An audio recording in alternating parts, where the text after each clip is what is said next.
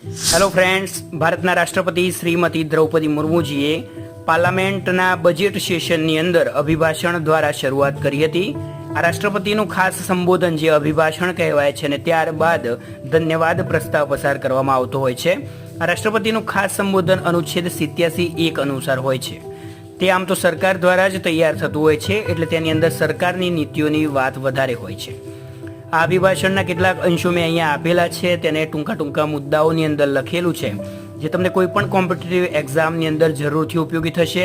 Class 3 જેવી exam હશે કે પ્રિલિમ્સ હશે તો MCQ સ્વરૂપે ડાયરેક્ટ ફેક્ટ ડેટા તમને પૂછાઈ શકે છે. સાથે સાથે તમે આ ડેટાનો ઉપયોગ કરીને મેન્સની અંદર સરસ રાઇટિંગ કરી શકો છો. આ રાઇટિંગ વધારે આકર્ષક લાગશે, જેથી તમને વધારે માર્ક્સ મેળવવાના ચાન્સીસ વધી જાય છે.